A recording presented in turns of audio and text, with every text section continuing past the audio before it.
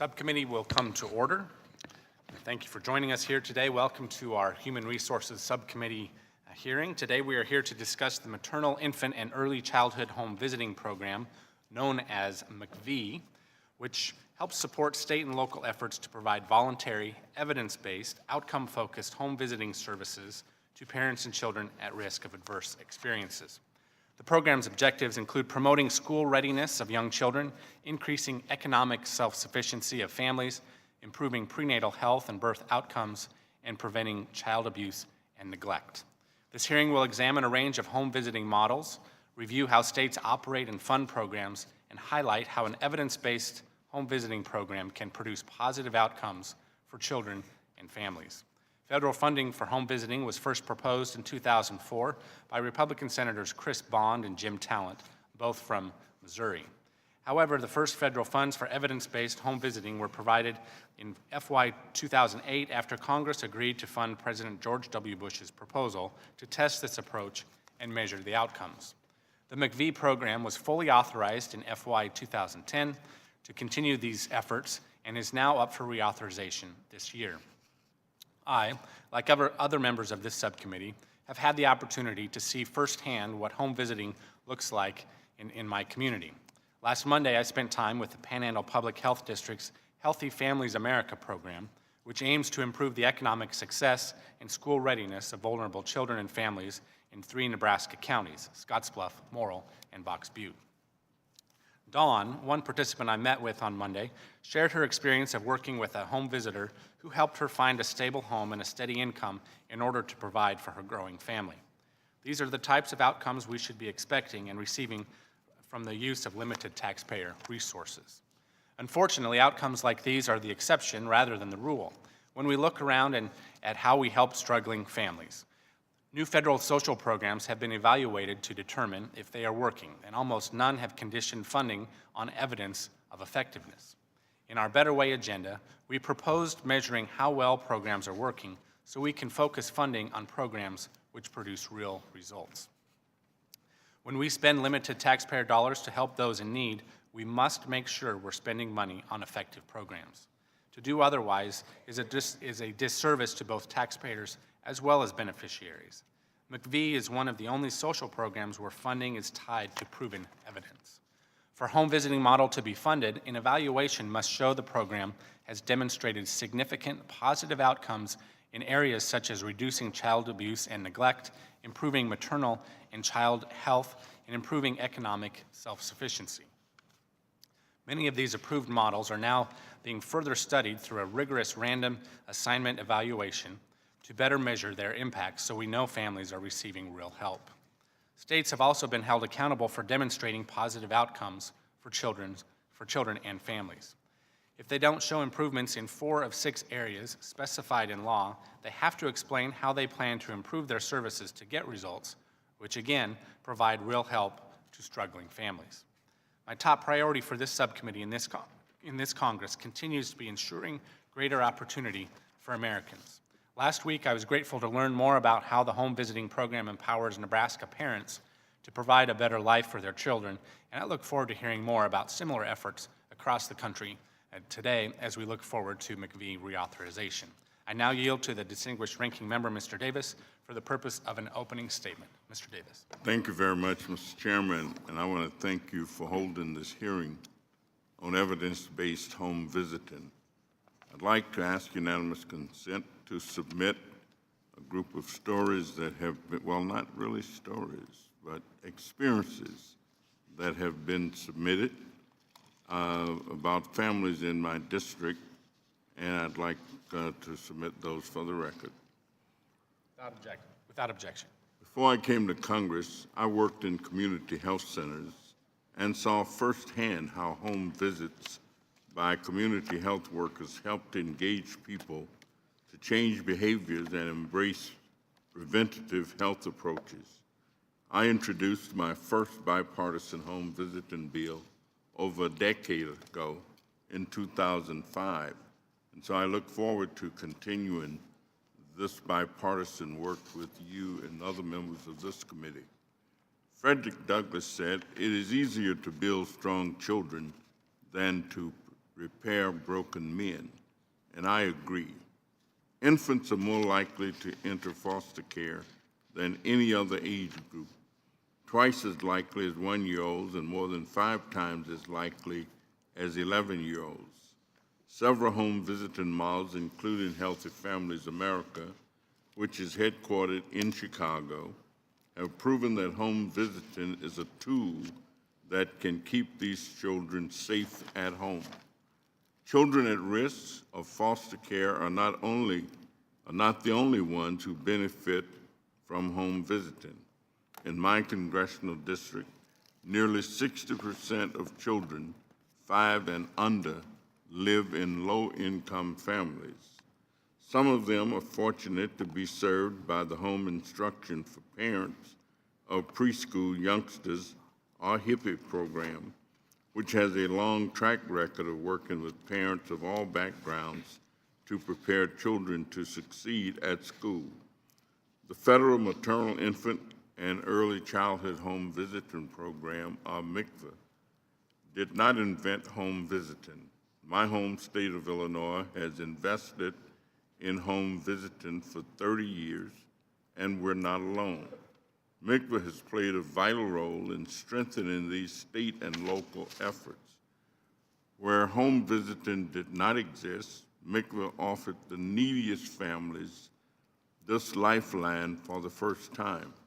In states with home visiting like Illinois, MICVA improved program coordination, reinforced the emphasis on proven models, and expanded availability of services. In my congressional district, MICVA directly provides home visiting services to 219 additional families and is supportive, innovative pilot projects for homeless families and parenting foster youth. MICVA is built on a foundation of decades of research. The Department of Health and Human Services has identified 17 different models that meet its stringent test for proven results.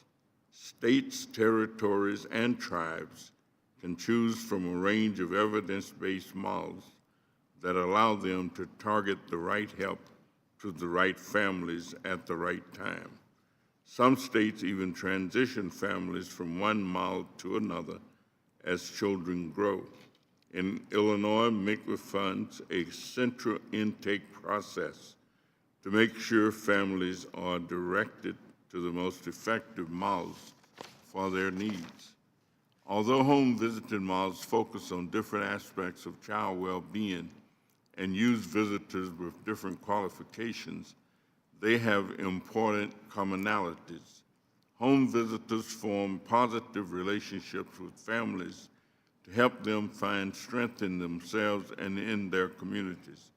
They link families with critical supports like transportation assistance, substance abuse and mental health treatment, child care, and economic support, and they measurably improve outcomes for children. MICVA has already made a difference for tens of thousands of children and families, and as we continue to invest and home visiting models continue to learn from rigorous research evaluations, from careful data tracking, from the families and communities they serve, and from each other, I believe we will be able to do even more to build strong children who grow into successful adults. So I thank you, Mr. Chairman, and yield back the balance of my time. Thank you, Mr. Davis. Without objection, other members' opening statements will be made a part of the record. I'd like to welcome our witnesses here today. Thank you for joining us. This is a conversation that I think can help many folks, and so certainly it's a conversation that we can benefit from as we learn more from you. I'll introduce the panel we have here today. First, we have Ms. Beth Russell, a nurse home visitor, Penn Medicine, Lancaster General, and Ms. Rosa Valentine. She's a client with Penn Medicine, Lancaster General.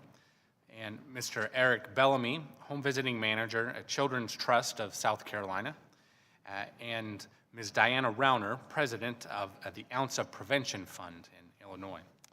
Witnesses are reminded to limit their oral statements to 5 minutes. You'll see the light there with the yellow light there. You can look to perhaps, as they say, bring it in for a landing.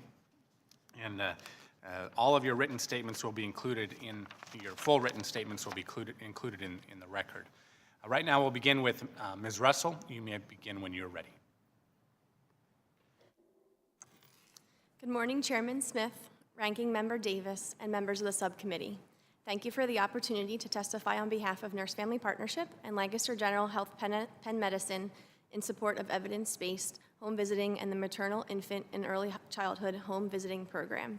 I am Beth Russell, and I've worked as an NFP nurse home visitor for nearly 5 years.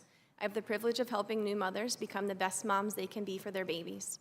As a nurse home visitor, I serve a regular caseload of 25 first-time, low-income mothers and their families, including my client who is here with me today, Rosa Valentine. NFP is a voluntary program that provides regular home visits to first-time, low-income mothers by registered nurses beginning early in pregnancy and continuing through the child's second year of life. Each woman is partnered with her own free personal nurse, a nurse that can be there for her, getting to know her during pregnancy and building trust with her family to offer critical support when it is most needed. As a nurse home visitor, I serve many kinds of clients. Truly, you never know what you will encounter until you meet with that mom for the first time. However, in every instance, I meet the client where she is, and hopefully I can be a positive force for good in her life amidst often stressful situations. When I first met Rosa in early 2015, I met a scared, quiet 14-year-old with little direction other than that she was 4 months into an unplanned pregnancy and wanted to do the right thing for her baby. She was anxious and unsure if she could be a good mom and did not want to give up on her goals to finish high school and further her education. Rosa had her whole life ahead of her and was still figuring out who she wanted to be. Unlike many of my clients, Rosa had supportive parents who wanted to help her, but Rosa sought guidance, health advice, and one-on-one support as she attempted to navigate becoming a parent at such a young age. I quickly realized during the first encounter that it would take some work to open Rosa up to me, so I took my time to make her comfortable. Combine the uncertainty of being pregnant for the first time with being a teenager, and Rosa had a lot of anxiety she needed to share. I needed to vent, Rosa would say. I was there to listen at each visit and become the person Rosa could open up to. I had Rosa make a list of her needs and goals and made several referrals to get her the right services that she needed to complement our visits. I referred her to a Woman's Concern, which is a local pregnancy support organization that provides education support for parents, and Teen Elect, which helps pregnant and parenting students complete their educational goals. Rosa was already attending cyber school, a program that allows her to complete her high school diploma primarily online. While she had a strong desire to finish, she needed confidence to continue, giving her pregnancy and impending motherhood. Rosa had a generally healthy pregnancy, but she struggled with the fact that the child's father was not around as much as she would have liked, and disappointment about not having the type of family she would have liked to bring a child into. Additionally, routine screening for depression did show that Rosa had elevated scores, which prompted conversations about counseling. NFP's client-centered approach allowed Rosa to make this decision, and while initially she did not want to see a counselor, she eventually agreed and now sees how it had helped her. Through lots of individual conversation and reflection, Rosa was able to get past the things that were holding her back and focus on the parent that she wanted to be for her child. I also know that our conversations about health and wellness, prenatally, postnatal, and for her child, were important to her and helped her be reassured when she was concerned. Now, 2 years after our first meeting, Rosa is the proud, confident parent of 20-month Angelica, who is here with us today. She is a junior in high school and on track to graduate next year. She has also been accepted into a local vocational technical program where she plans to enroll next year. Initially, she was interested in cosmetology, but has a growing interest in the field of healthcare. Learning lots of new medical terminology over the course of her pregnancy and being a mom might have had something to do with that. In addition, Angelica continues to be a very healthy child, up to date on all well child visits and immunizations, and has an excellent developmental scores that reinforce Rosa's positive and responsive caregiving. In my role as a nurse home visitor, I work with each client to help her to establish her education, employment, and life course development goals. While Rosa was initially very unsure about where this road would take her, she had the sheer will to try to make the best of it, and it is that determination, those glimmers of achievement along the way, that keep me doing the work that I do as a nurse home visitor. I am so proud of her progress and her willingness to share her story with you today. Rosa's story is just a glimpse of the impact that Nurse Family Partnership has on low-income, first-time parents. Rosa is one of over 250,000 that have been partnered with a registered nurse through Nurse Family Partnership. The program is backed by over 40 years of evidence, and each visit to a new mom's home is tracked to measure the impact we are making in a young family's life. The MCV program is a strong and cost-effective federal policy that is joining states and local agencies to support these valuable services to at-risk moms. Without congressional action, this program, which funds my work and is helping young mothers like Rosa and young children like Angelica, will expire this September. I hope that Congress takes swift action to reauthorize the MCV program for at least 5 years with the increased funding that is needed to reach more families. Thank you again, Chairman Smith, Ranking Member Davis, and members of the subcommittee for the opportunity to testify today and for your support of evidence-based home visiting programs. Thank you, Ms. Russell. Ms. Valentine, you may begin. Good morning, Chairman Smith, Ranking Member Davis, and members of the subcommittee. Thank you for the opportunity to testify on behalf of the Nurse Family Partnership Program in support of evidence-based home visiting and the Maternal, Infant, and Early Childhood Home Visiting Program. My name is Rosa Valentine, and I'm a client with the Nurse Family Partnership Program, delivered by Lancaster General Health in Lancaster, Pennsylvania. I am the incredibly proud mother of my daughter, Angelica, who is 20 months old and here with me today. As a client, I have received regular visits about every other week from my NFP nurse home visitor, Beth Russell, starting when I was just 4 months pregnant. I am 16 years old and have lived in Lancaster my entire life with my mother and father. 2 years ago, when I was 14 years old, I found out I was pregnant with Angelica. I was in shock. What am I going to tell my mother? Thankfully, my mom was supportive of my decisions to have the baby.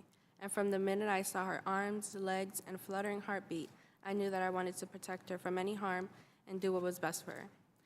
I heard about the NFP program through my doctor's office. Because I was a first-time mom and met the other eligibility requirements, they referred me to the Lancaster General Health's NFP program and Beth. We set up an appointment for Beth to come to my home and talk more about the program. I was shy at first, but Beth helped me to start thinking about my goals and programs that were available to help me as a teenager. I started to look forward to our visits. Up until the point where I got pregnant, I had taken care of my little cousins as babies, but that was about it.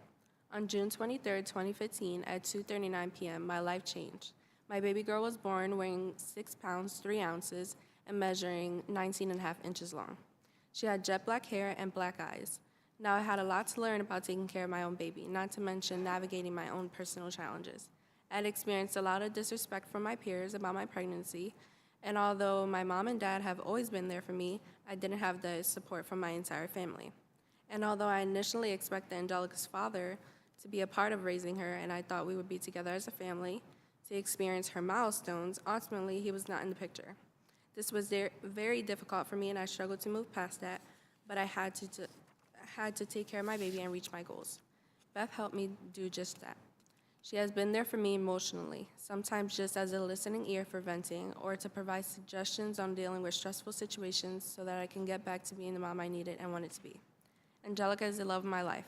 After I brought my baby girl home, it seemed like all I wanted to do was spend time with her, and there was so much to learn about taking care of a new baby. Beth showed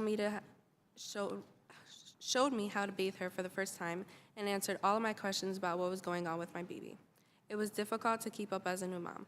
I was still a high school student and started to fall behind on my online classes. Beth helped me not to lose sight of my goals for school.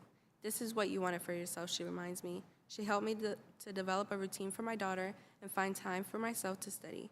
It was exhausting taking care of a new baby, but Beth helped me to stay focused. I will go to college. Beth also helped me find programs to support my parenting and educational goals and stick with them. When I initially questioned how long I could stick with breastfeeding, she encouraged me to set goals and do what I felt was right. My initial goal was 6 months, and today I am still nursing my 20-month-old daughter, although trying to wean. Like every new mom, I had concerns, and Beth has always been there to address them. Beth has always been a resource for my mom, who is usually involved with our home visits because she helps me take care of Angelica. It has meant so much to me to have a nurse at my side, someone who I could trust for advice when I was experiencing round ligament pain late in my pregnancy and was concerned about the baby, or had cramping while breastfeeding. Beth was also very helpful when I was worried about Angelica's weight because others thought she was too small or if she was learning things at the right pace. Beth was always able to reassure me that Angelica was growing well and passing her developmental screenings. She also helped me understand birth control options after pregnancy. And when I was under a lot of stress and needed counseling, Beth helped me understand why it was important to talk to somebody. When I think What I think is important for me to provide for Angelica is consistency. I'm trying to follow the 4 C's of parenting: clear, calm consequences, and consistency, and use encouraging words that help her realize what to do instead of what not to do. These concepts are also important for me as my baby grows into a toddler. Every day, I am so excited for all the new things she is learning and showing me. Angelica makes me proud every day, and I'm so proud to see how much she has learned and how much she has grown. When I found out I was pregnant, I was a freshman in high school. Now here I am with a beautiful blue-eyed 20-month-old little girl, looking forward to my senior year and the Career and Technology Center's program for cosmetology. After I graduate, I would like to go on to college and graduate school and have a career as a perinatal nurse. Even though being a mom at times isn't easy, Angelica is my motivation to do better, finish school, and have a career. I'm lucky to say that I had the support to help me along the way. I truly hope that Congress will continue supporting the maternal, infant, and early childhood home visiting program, which supports great programs like Nurse Family Partnership. Thank you, Chairman Smith, Ranking Member Davis, and members of the subcommittee for the opportunity to testify today. Thank you, Ms. Valentine. Well done. Mr. Bellamy, please proceed. Yes, good morning. Chairman Smith, Ranking Member Davis, and members, please let me preface with I apologize for bringing this crazy weather from South Carolina to D.C., but thank you for inviting me to represent South Carolina's perspective on McV. I represent Children's Trust of South Carolina, the agency designated by the governor to administer the state's McV funding. Thanks to McV, South Carolina serves families in 39 of 46 counties. We still have a long way to go in reaching all the children and families who could benefit from home visiting. But that task would be significantly harder without McV funds, specifically the direct services and the underpinnings for quality and accountability that McV provides. McV funds voluntary, evidence-based home visiting to disadvantaged families with young children. Families receiving home visiting show significant improvements in measures such as birth outcomes, child development screenings and referrals, prevention of child abuse and neglect, and school readiness. These outcomes and the program's broader success are the results of a law that provides state and tribal grantees with a firm foundation in evidence-based practice and the flexibility to match these practices to individual community needs. In 2010, Governor Sanford designated Children's Trust as the lead agency to implement and administer the state's McV grant. Like other states, we conducted a needs assessment to determine which communities were most at risk and which proven interventions would best be suited to meet their needs. Our needs assessment identified counties with significant populations of families at risk for poverty, poor birth outcomes, child abuse and neglect, and low school readiness. Even in a state the size of South Carolina, no one approach meets the needs of all children and families. We selected 4 evidence-based models to meet the needs of children and parents: Healthy Steps, Family Checkup, Healthy Families America, and Nurse Family Partnership. We have since added parents as teachers, and in 2013, we expanded from 12 counties to 38 counties. To date, over 6,200 South Carolina families have received McV home visits. This implementation process illustrates many of the strengths of the legislation. States tailor their approach to address statewide goals for improving early childhood outcomes. States can choose to address prenatal and infant health, child abuse and neglect prevention, and/or school readiness goals. States can also select any combination of the approved models to deploy in targeted communities. Each state's home visiting network looks a little different. But however, every McV program is supported by the same evidence base and is held to the same requirements to document outcomes and demonstrate continuous quality improvement. South Carolina can say with confidence and evidence that McV continues to make important progress in improving the health and economic well-being of our vulnerable families. But McV does more than fund direct services to children and families. It underpins the statewide foundation in which high-quality services depend. South Carolina's McV grant allowed us to create the data system that collects and reports information on outcomes and provides funding for professional development and training for home visitors. These resources are available to all home visitors in the state, regardless of how their programs are funded. Another defining strength of McV is the robust and tiered evidence base. McV's rigorous evidence standards give state state legislators, and philanthropies in objective validation for investing in home visiting. In South Carolina, we saw a significant increase in the philanthropic dollars flowing into existing home visiting programs after McVie was signed into law. While private philanthropy provided modest support for home visiting prior to McVie, in the years since 2011, we have seen an increase in support from organizations such as Duke Endowment Foundation, the Blue Cross and Blue Shield Foundation, the Boeing Foundation, and other private funders. I realize my time is up, though there's much more that I could say. If you remember only one thing from South Carolina, I hope it is this. McVie is evidence-based policy that works to empower families, coordinate services, and unify systems. I appreciate your time and attention this morning, and will be happy to answer any questions you may have. Thank you. Thank you, Mr. Bellamy. Ms. Rauner. Chairman Smith, Ranking Member Davis, and members of the subcommittee, thank you for the opportunity to testify in connection with your hearing on the reauthorization of the Maternal, Infant, and Early Childhood Home Visiting Program. My name is Diana Rauner, and I'm here today in my role as the president of the Ounce of Prevention Fund, a public-private partnership serving children and families from before birth through age 5. I'm also a developmental psychologist, the co-chair of the Illinois Home Visiting Task Force, and the First Lady of the state of Illinois. I began my career in investment banking and private equity investing, so I know something about return on investment. And I came to the field of early childhood because of concerns about the huge social and economic costs of educational inequities.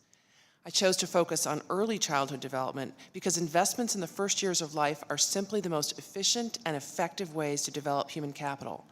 With the right investments, human capital development can provide great economic and social gains for individuals and for society. James Heckman, a Nobel laureate at the University of Chicago, recently said, "The real measure of child poverty isn't money, it's love." Voluntary home visiting programs that support parents in their critical responsibilities to help their children become healthy, successful citizens are the most effective human capital investments we can make because they compound the positive behavior of parents and children. I wish to voice my strong support for the MCV program and respectfully urge you and your colleagues to reauthorize MCV. The funding Illinois receives from MCV has significantly enhanced our state's robust early childhood and home visiting systems and is a vital component of our infrastructure. Illinois has long valued evidence-based home visiting programs as an effective and efficient strategy for strengthening expectant and new vulnerable families by increasing children's readiness for school, reducing the risk of child abuse and neglect, and improving economic self-sufficiency. Over the past 3 decades, Illinois has developed a cross-sector statewide home visiting system serving over 17,000 families per year, making it a nationally recognized model of a state system supporting a variety of evidence-based models and innovative practices. Please refer to my written testimony, which provides a more thorough picture of home visiting in Illinois. For today's purposes, I'd like to elaborate a little on what MCV funding has allowed us to do in Illinois. We have reached more at-risk families. Last year, nearly 1,000 additional families received more than 12,000 home visits. We have improved our home visiting workforce through infant mental health consultation that teams mental health professionals with home visitors, and additional training for home visitors, regardless of funding, to enhance their understanding of critical topics such as domestic violence, substance abuse, and child abuse prevention. MCV has increased coordination and collaboration across funding streams. For example, MCV's focus on identifying the outcomes that help best support families is something that all Illinois funders are now considering in their systems. MCV has pioneered coordinated intake, which ensures that families referred to home visiting are matched with the program and the model that best meets their particular needs, and that they have access to other services as well. This concept of coordinated intake, introduced through MCV, has generated such interest that several communities not funded directly through MCV have chosen to develop coordinated intake systems with technical assistance from our MCV team. We have been able to test innovations, including projects focused on some of our most vulnerable families, such as homeless families and pregnant and parenting youth in care, and in randomized control evaluations to examine the effectiveness of doula-enhanced home visiting. We hope these innovations will be useful to other states as they are proven. Decades of research show that high-quality, evidence-based home visiting programs produce long-term positive outcomes for children and families. Data from Illinois show that home visiting services are increasing breastfeeding rates and birth intervals between births, particularly among teen parents, improving parenting practices, and ensuring that children are routinely screened for developmental delays. Research demonstrates that these outcomes, while measured in the short term, set children and families on a positive trajectory for the long term. The MICV program has increased the focus on these outcomes, which is raising the bar for all home visiting programs in our state. In closing, I would like to reiterate my strong support for the MICV program.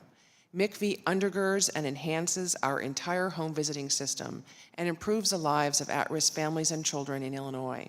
It must continue, and I hope you view me, the Ounce, and the First 5 Years Fund, our project, as a resource in that regard.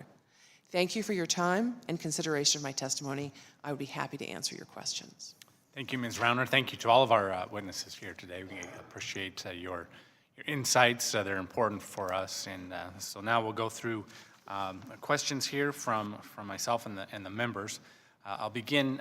Mr. Bellamy, in your testimony, you hit on a very important point about the program that I think is sometimes overlooked, and it's a point about how federal funding programs based on evidence can really support states and even the nonprofit sector in their efforts to focus on what works.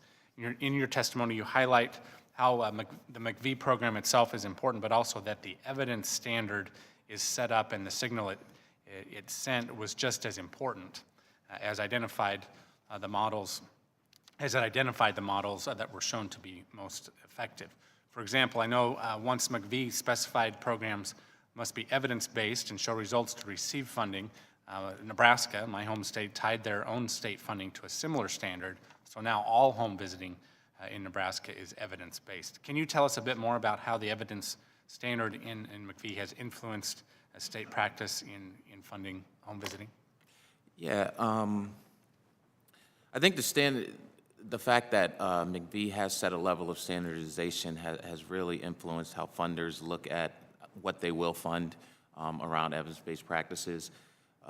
We've adopted in our South Carolina McV program that we would only fund evidence-based programs, and the private funders as well as our state has looked at that standardization operationalization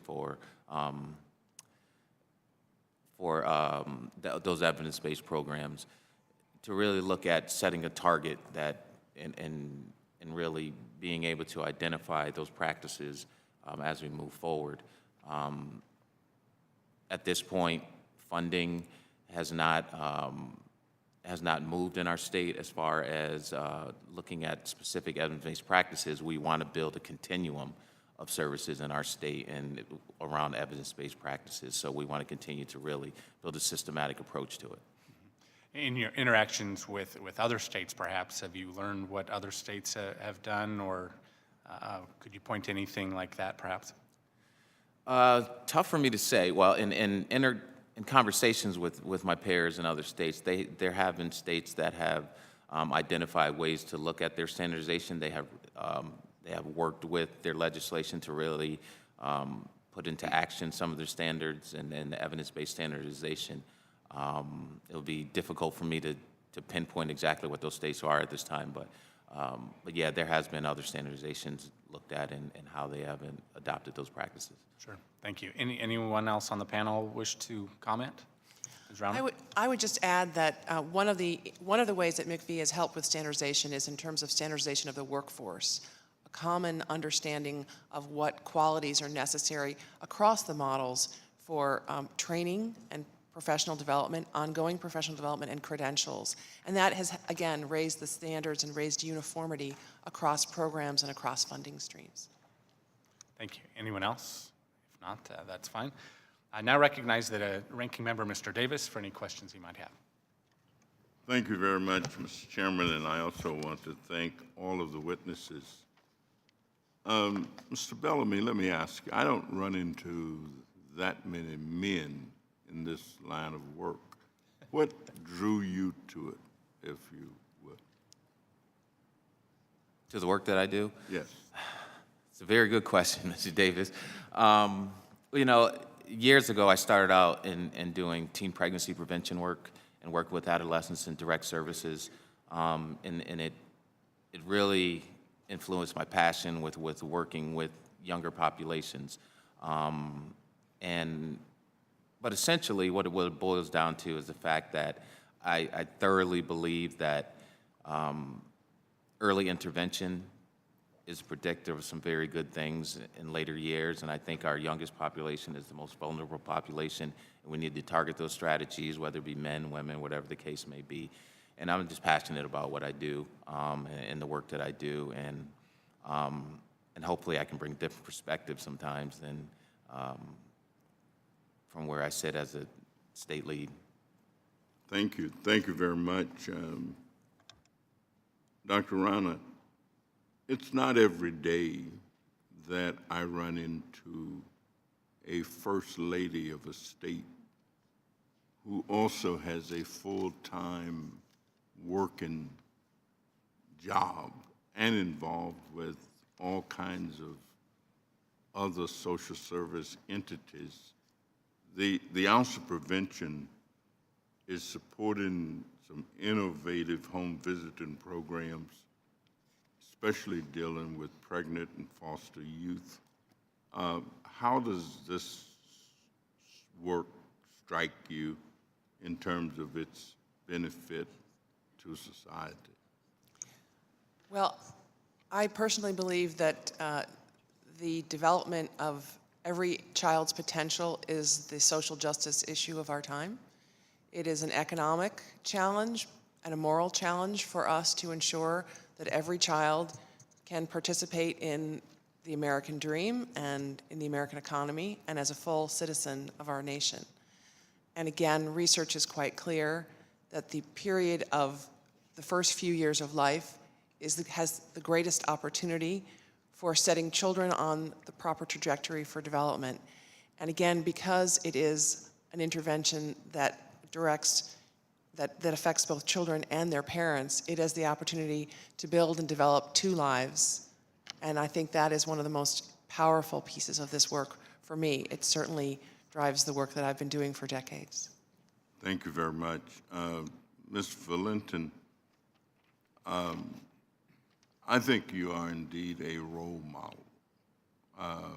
As a former teacher, youth worker, father, grandfather, great-grandfather, I used to counsel teenagers, and I think you represent the best quality of thinking and decision-making that I've run into.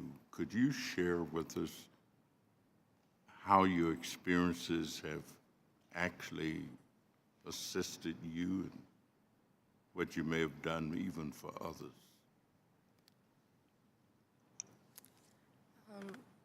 My experience with this program has been amazing.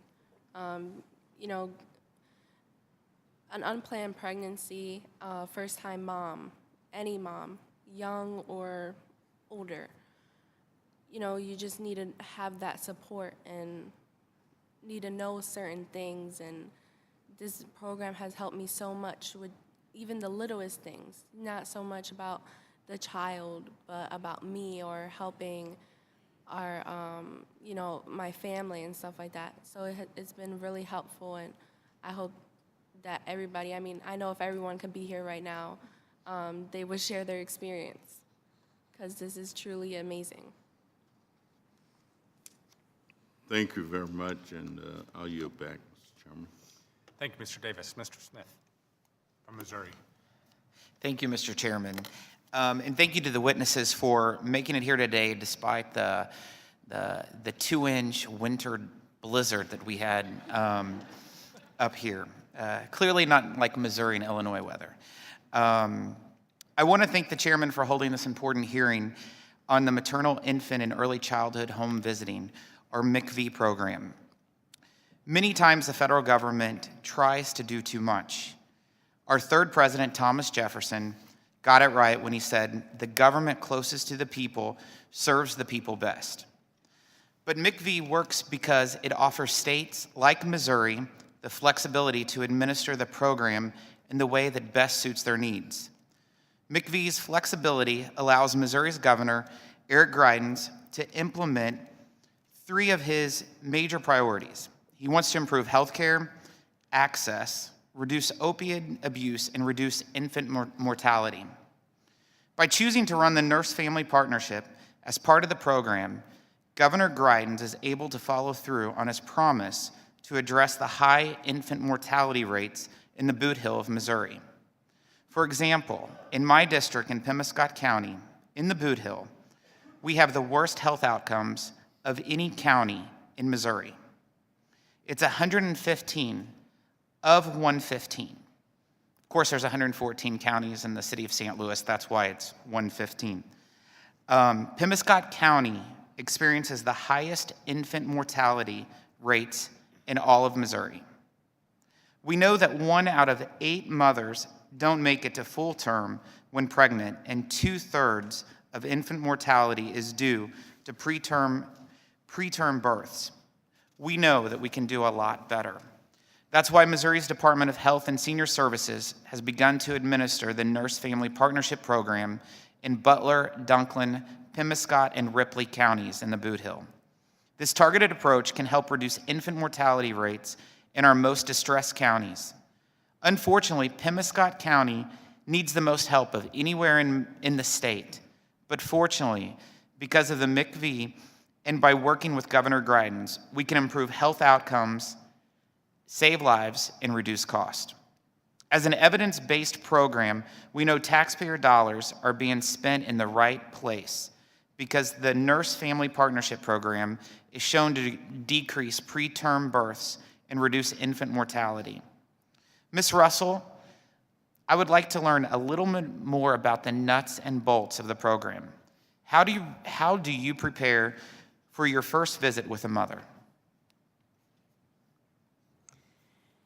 The Nurse-Family Partnership Program is a blueprint program, and we do have a curriculum that we follow. However, each mom is very different. So personally, I prepare for the first visit by just keeping an open mind, knowing that what I walk into in one home might be very different than what I walk into in another home.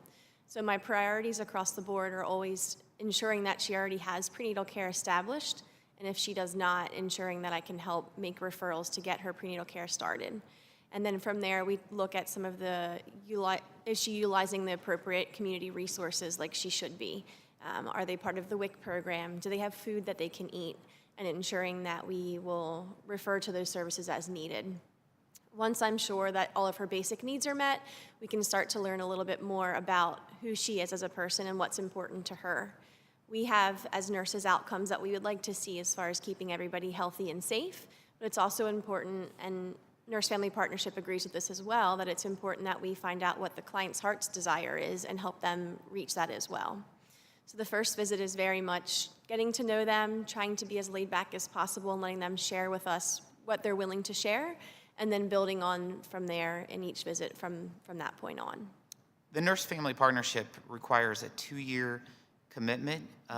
Why such a duration? As Rosa can attest to, there's many struggles that come up in those first 2 years of parenting. Pregnancy in itself is a struggle, and there's a lot to learn as far as education to stay healthy and have a healthy baby as a result of the pregnancy. And then on building on there, infancy has its own struggles with learning what your baby needs from you and how to respond to those needs in an appropriate way, as well as ensuring that the baby's getting access to care and immunizations and well baby visits. And then the toddler years also create some more struggles as they're now mobile and they're doing different things that the parents aren't sure they're supposed to be doing or are safe for them. And then from a clinical aspect, the baby's brain grows so much in those first 2 years and is almost fully grown at that point. So we want to have as many positive influences on the baby in those first 2 years as possible. Thank you, Mr. Chairman. I yield back. Thank you, Mr. Smith. Next is Ms. Chu from California. Thank you, Mr. Chair.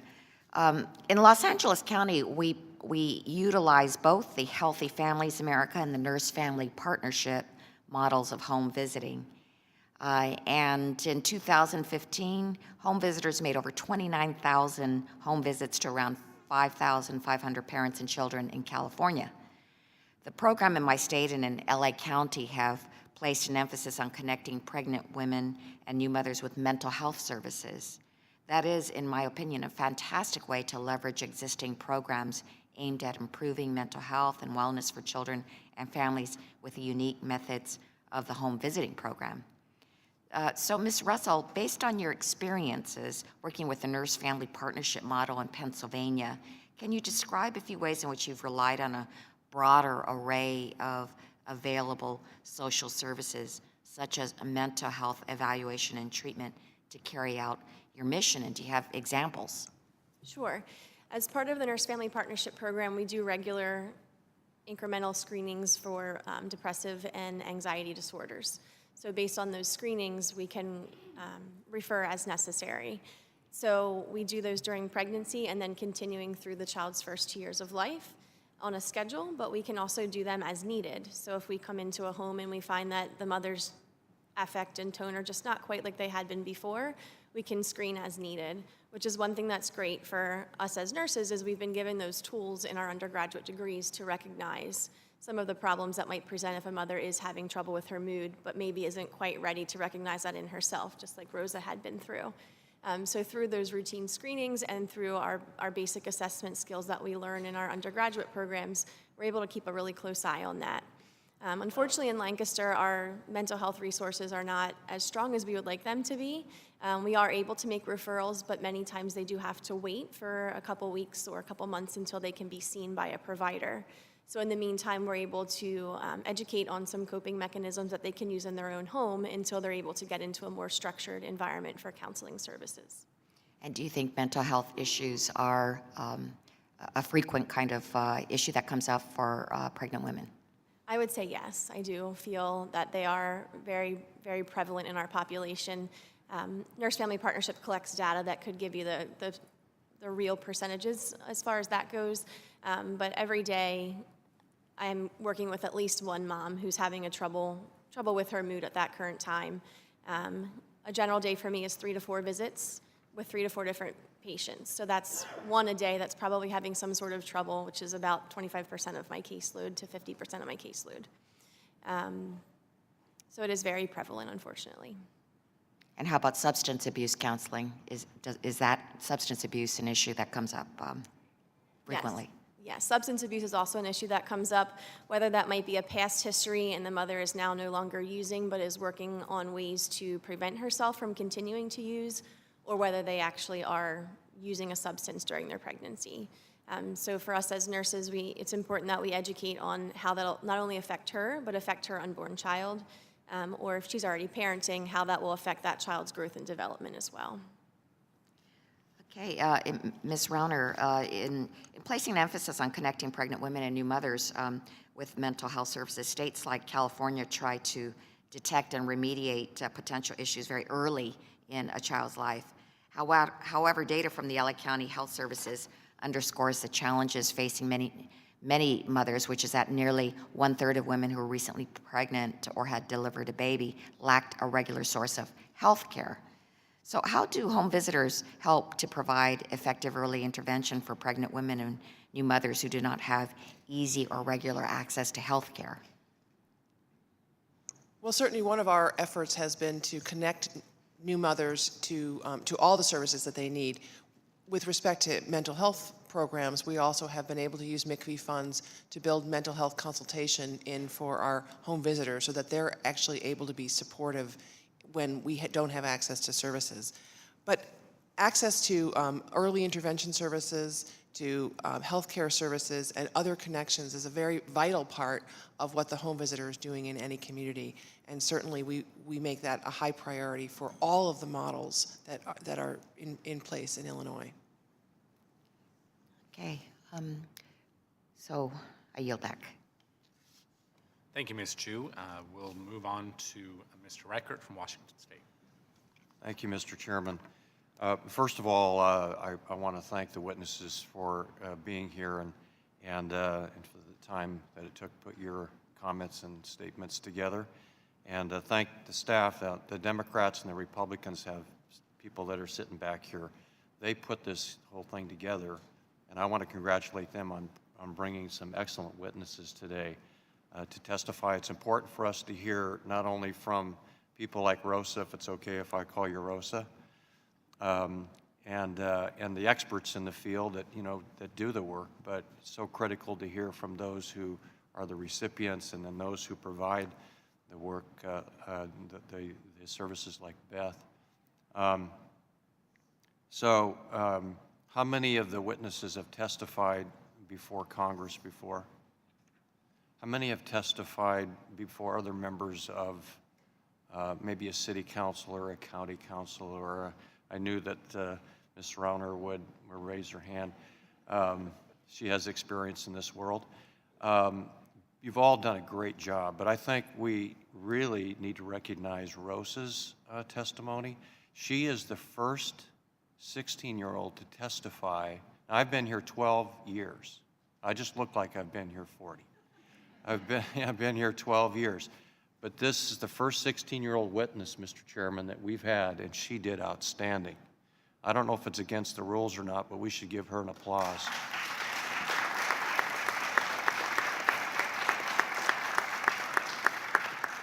The heck with the rules sometimes, right? I wanted to ask Rosa, and you don't have to answer this if you don't want to, but why did you choose Angelica? I have kind of maybe a thought on that, but why did you choose Angelica for your daughter's name? Angelica was my grandmother's name, which is also my middle name. My middle name is Angelica Marie, so I named her Angelica Marie. Okay, I had two choices, but I bet you your grandmother was named Angelica, and your middle name is Angelica because? Of my grandmother, yes. Because you're angels. My daughter's name is Angela, and we weren't supposed to have children, so we chose Angela because she was our little angel. So I'm sure you think of Angelica that way, right? Yes.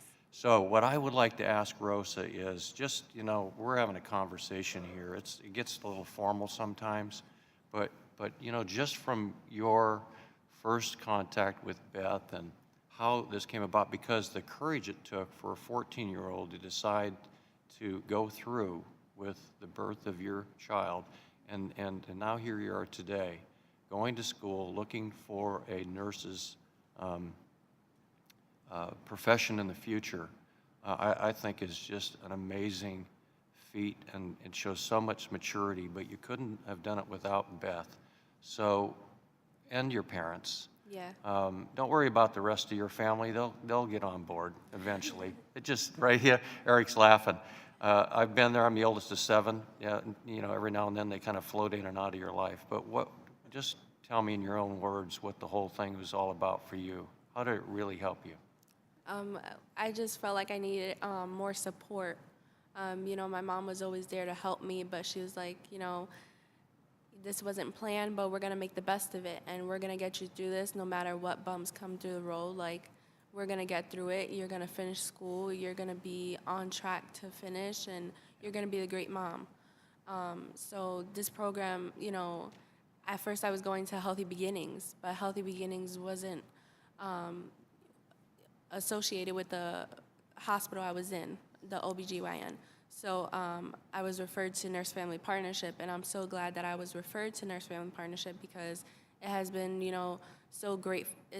I'm so grateful to, have this program, have a nurse by my side that, can answer any questions and stuff like that. So it's been really helpful. Good. Beth, do you want to add something quickly to that? I'm just so proud of Rosa. Yeah. She does not do public speaking very well, and one of her goals that she set for herself was to try to interact with people more, because with doing the cyber program, she really doesn't get much interaction with people outside of her home. So this is a really huge step for her. You did awesome. Look, at 16 years old, I wouldn't have been in your seat. I guarantee you that. We get a second round of questions, so I'm going to come back to the others just to ask some technical questions, but I just wanted to really emphasize the courage it took to move forward with your life, the courage it took to be here today. I truly would not have been doing what you're doing today. I couldn't have done it. And, you know, you can't even vote. You might be a congresswoman someday. I yield back. Or perhaps you have higher aspirations. We'll make that the first female president then. There you go. Thank you. Ms. Sewell. Thank you, Mr. Chairman. I wanted to associate myself with the remarks of my colleague. I think that your grace and your courage and your very maturity is something to be marveled at, Rosa. So thank you for being here today. Before I begin my questions, I wanted to quickly express my desire to make sure that MCV is refunded and reauthorized. In my state of Alabama, 5,220 families and 6,280 children receive home visiting services. In my district, 12 out of the 14 counties are eligible to receive MCV funds. Moreover, the MCV funding programs are the primary source of funding for home visits in Alabama. The federal funding is. My district also has a wide variety of evidence-based models, including the parents as teachers, nurse-family partnership, and the home instruction for parents of preschool youngsters program. In fact, 86% of Alabama families receive home visiting services from a model that has been rated as evidence-based by HHS. For my constituents, many of whom live in underserved rural communities, the home visiting services that MCV programs fund are essential. And as we've learned from the special relationship between Beth and Rosa, home visitors also provide important emotional support when young parents may feel all alone. In Alabama, over 50% of the single mothers with children under 5 live in poverty. These mothers and their children need these kinds of programs. I want to thank all the panelists for taking the time to be here today. And my question I wanted to first address to Mr. Bellamy. South Carolina, like Alabama, has both urban and rural communities. One of the biggest questions or complaints, challenges that I hear a lot from my constituents that live in underserved rural communities is lack of transportation. Can you talk to me about how the MCV funded programs are administered in your state in rural communities, and what challenges and how your state overcomes those challenges? Yes, ma'am. Many of the same challenges, Ms. Hill, that we have in South Carolina for sure, transportation being one of them. The beauty of MCV and home visiting is meeting families where they are, literally. And also MCV has also given us an opportunity to expand services into these rural communities that really needed it, and target those families that were most in need. So through the needs assessment that states did, we could really look at where we needed to target services in most of, in South Carolina, most of our state is a rural state. So we put in practices and allowability for programs to be able to have sufficient funding to do home visits and travel to outlying counties and work with contiguous communities that may be rooted in really a more resource richer community. And I noticed that you guys expanded the number of counties that were covered, and that expansion I would assume that South Carolina, like Alabama, most of the funding for MCV comes from the federal government, and our state matches it's sort of 2-to-1 match. Talk to me about how you guys. It seems to be a capacity problem in my state, that there's far more eligible families that could benefit from MCV than are actually reached. In my home county of Dallas County, I grew up in Selma, and Selma has 67% of the children, of the families with children under 5 are in poverty, but yet 2.9% are actually covered by the MCV funding. So there's a capacity issue.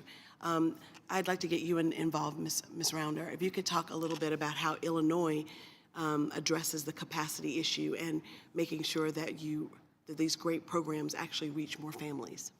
Yes, thank you. Well, in Illinois, despite many years of investment, both from our State Board of Education and our State Department of Human Services, as well as, of course, MCV, we are still only serving 10% of all eligible children in our state. And Illinois as well is a urban and rural state and has, of our 102 counties, most of them are quite rural. We have used MCV dollars specifically to build community collaborations in both urban and in rural states, and we've looked through our needs assessment at some of the places that are most isolated and again have some of the the highest infant mortality rates. So the MCV program has allowed us to create community collaborations in those communities that bring together the available resources. Are you pooling funds? Pooling funds, but also making sure that we are effectively using all the resources that the community has. And to the extent that we find gaps in resources, being able to advocate and reach out to other agencies to support those. So we've actually connected our MCV programs with our infant mortality Title V programs. We've been able to use some of our child welfare dollars, again, to identify places where there are real gaps in services. Thank you. Thank you. And now we'll begin our second round. Fortunately, we have the time resource to deal with this, with the second round. Ms. Russell, I'd like to focus a little bit on your insight and kind of frontline involvement there. And I mean, the list is quite long in terms of what can be achieved with these effective models of home visiting. And, you know, from obviously economic self-sufficiency in a very broad way, to increased work, reduced arrests, less welfare dependence in general. Can you perhaps highlight or you know, give us more specifics on your work in terms of how you might begin providing or connecting with a client and what that looks like compared to maybe evolving through and making adjustments along the way and the observations perhaps that you've had along the way as well? So in regards to connecting with her and her goals for herself, we start that the first day we meet each other. It's a very important part of the Nurse Family Partnership Program to ensure that we're not only with them during these 2.5 years, but we've given them the information that they need to create their own foundation for the future as well. So very early on, we do meet and we talk about goals. Each time we meet with them, we have an agreement form, and they have a little, what we call a mini goal on there of something that they want to accomplish before we see them the next time. And sometimes that's a parenting strategy, and sometimes that is something much larger as far as applying for schooling and enrolling in programs like that. So we do discuss goals very early on and remind them of those goals every time we see each other. Sometimes they come to us and they say, oh, I forgot about that, and then we remind them kindly again that this is important to them, and they will very much pull through with what is important to them, and that's probably the most beneficial part of Nurse Family Partnership is knowing that they're accomplishing what's important to them, as well as we're encouraging them to accomplish what's also important to them and other parts of the program that are important as far as self-sufficiency in the future. Okay. And I know that sometimes we struggle with wanting accountability in various programs and also allowing enough flexibility to spawn innovation, you know, a creative approach and so forth.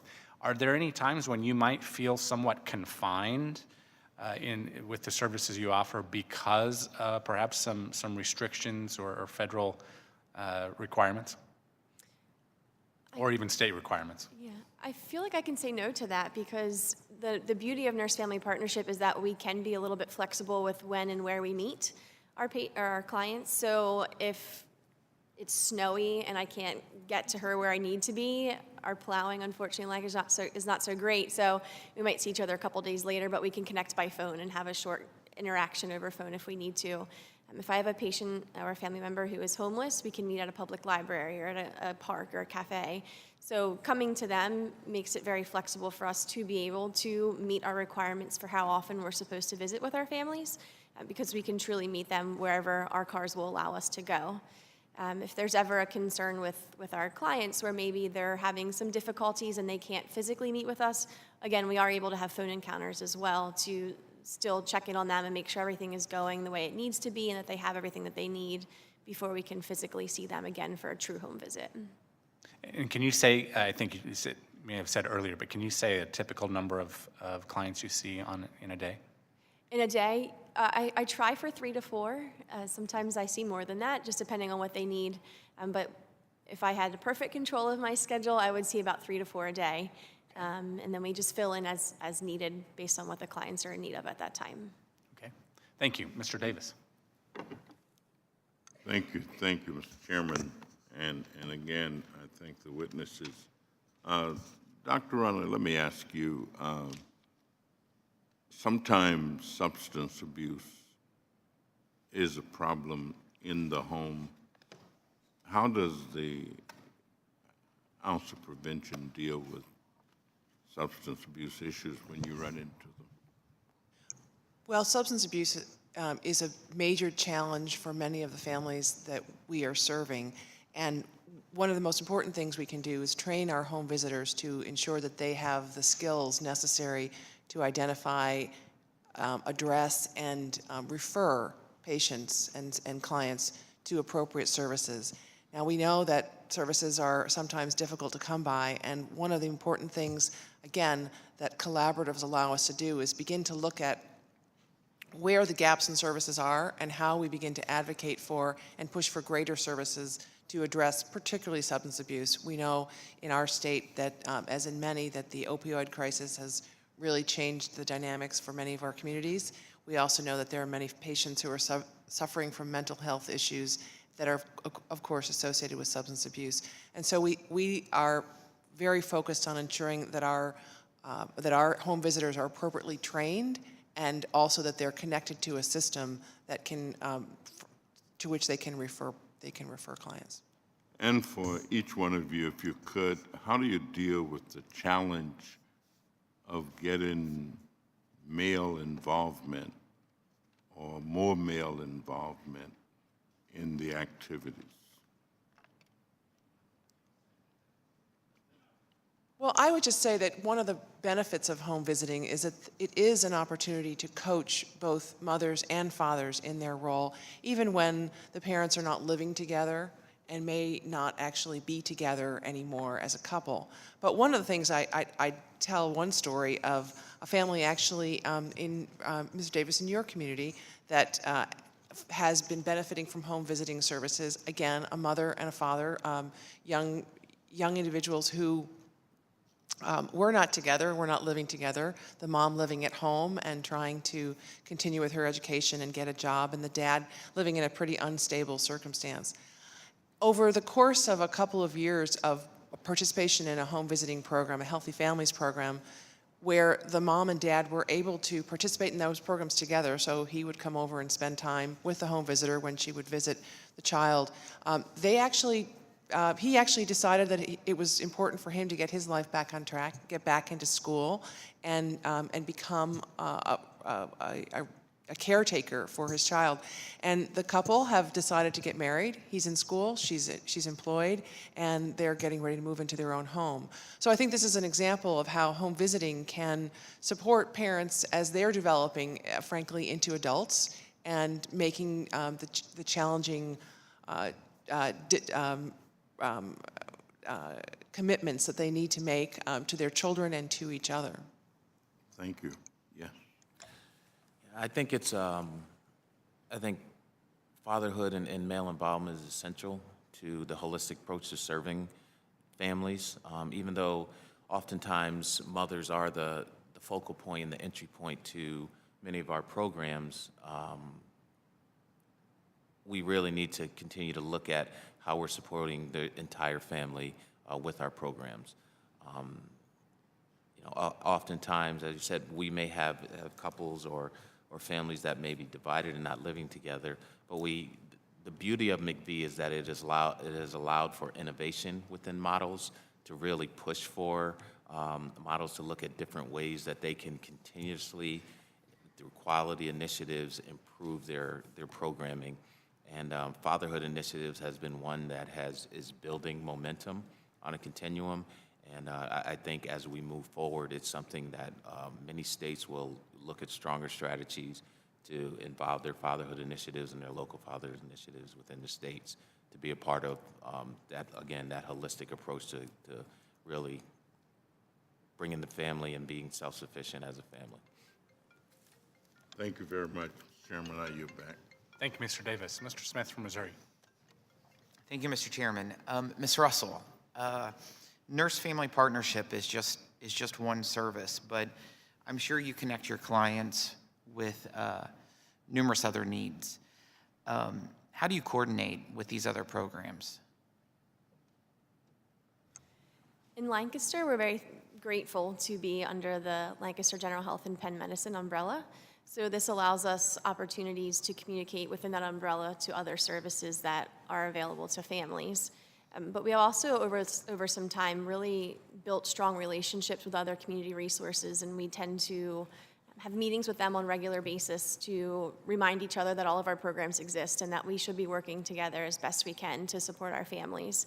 So we do have as easy as a basic list of resources that are available in the area that we can take out to the families, but we're also the ones that are making the phone calls and sending the faxes to get all that information across to them. So we've built some really great connections in our community just by meeting each other at different events, organizing different coalitions to bring all the resources together for our families.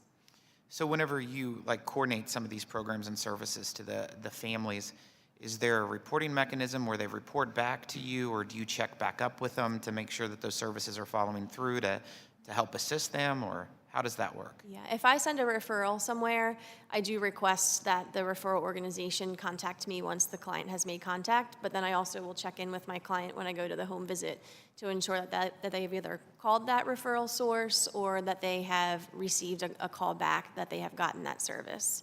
And we do track all of that in our data ETO tracking as well, so that the main NFP site can see where we're sending referrals and what types of referrals we're in most need of. Thank you.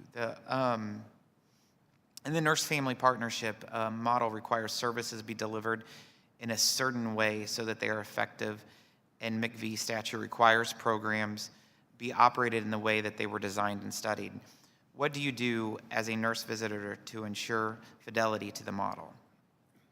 So to prepare for each home visit, I will first start by reviewing what we had done at our last home visit, just to see what we had talked about, refresh my memory so I don't forget as well, and then build on there. So we have multiple different facilitators of educational sheets and activities, interaction activities we can do with the families to do things hands-on.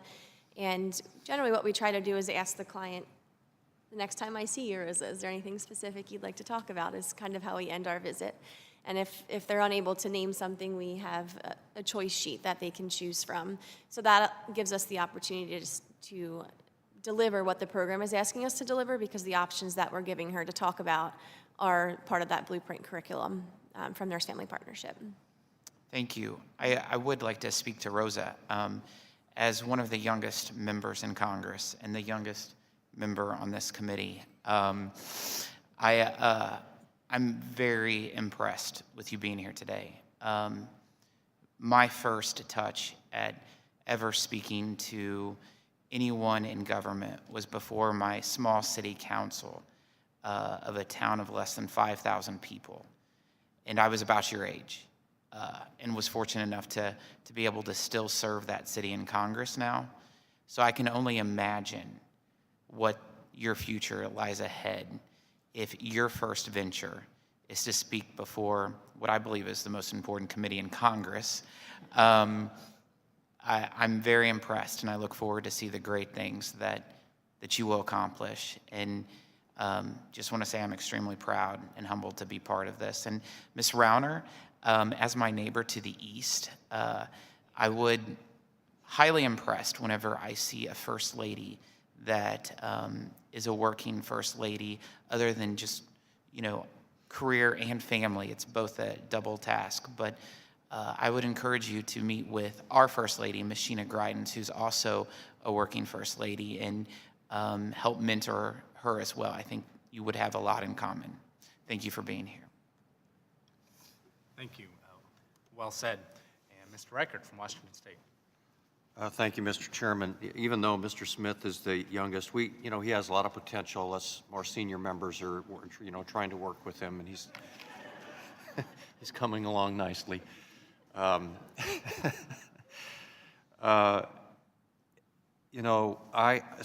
wanted to. So the first question I wanted to get to was Mr. Bellamy. Evidence-based, you've all mentioned that. We see that it's necessary, from Rosa's testimony also. And, as it applies to how it's used across the state, I think my question, doesn't it become complicated when you're looking at rural versus urban, and then you have to evaluate what services to provide? For example, nurses or counselors, that sort of help, and how you get those resources to those different areas needing just different types of services, and the population is spread out. Yeah, it can be a little tricky. Yeah. But again, I think the power in this is being able to identify appropriate programs for families, and really tailoring those programs and the interventions that families are going into for specific to that family. So when we target areas, we look at, when we talk about needs assessment, we talk about areas that we want to go, we may look at, specific programs that may work well there. However, again, the autonomy lies within those local implementing agencies, and we want to continuously work with them and partner with them to make sure that they have that ability to identify appropriate services. So again, in South Carolina, we really wanted to build a continuum of services. That's why we didn't look at one specific model that we wanted to implement across the state or support across the state. We wanted to look at prenatally up to age 3, up to age 5, and look at the different services that we can implement within those communities to help with those services. And that really is the important point here, I think, to make, is every community is different, and when you're in those communities, tailor-making those services to each community is really the key in success. And I really like what you said, Ms. Runner, about early childhood. The human capital development is absolutely critical. I'm a 33-year law enforcement career retiree, and ending up here in Congress. So I was a cop in Seattle for 33 years, ending up as the sheriff, and being in homes and working with young people my entire career. That human capital is so critical. Readiness for school, preparing people for the future gives hope and opportunity. And that's what's missing in today's world, that hope and opportunity, and ending that cycle of, just coming from families and getting into situations where it takes away hope. And which goes back to the fatherhood issue. If young men don't have hope and they lose opportunities, they kind of sort of disappear. And we've got to save those young people. Well, the question I have for you, both of you, and Ms. Rauner first, was on the substance abuse issue. I think 2 or 3 of you have mentioned that. What's the most common substance that's abused? I know opioids are the biggest problem today, but what are some of the other? Alcohol, tobacco, is marijuana in that? Yeah, I would certainly, I think we can, I'm not sure I have the exact data on that. I certainly say that alcohol and marijuana and tobacco are some of the biggest, most prevalent. Yeah. What we also know is that substance abuse is very likely and very often associated with depression and mental health issues. And so, again, support for the underlying issues can, in fact, be an important part of both preventing and addressing substance abuse. Yeah. Well, again, I just want to thank all of you for being here today and your testimony. This is such an important issue. And you can see that from the comments on the dais here, you read in the papers and see in the media the sort of lack of cooperation that some have described. We're in this sort of state of, separation on some issues. But this is one issue where you can see total agreement on this panel from both Democrats and Republicans. We want to help. We think it's absolutely critical. And I thank you all for being here, and especially, again, Rosa, and I hope I can see Angelica before I leave. Okay, before I leave today. I yield back, Mr. Chairman. Thank you, Mr. Reichert, and again, thank you to our witnesses. And if you don't mind, colleagues, we might want to grab a quick photo with our witnesses here momentarily. But again, thank you to all of you for sharing your unique perspectives. And we know that your personal experiences and professional expertise are very helpful. I think we've got Angelica visiting here right now. Very good. Please be advised that members will have 2 weeks to submit written questions to be answered later in writing. Those questions and your answers will be made part of the formal hearing record. With that, the subcommittee stands adjourned.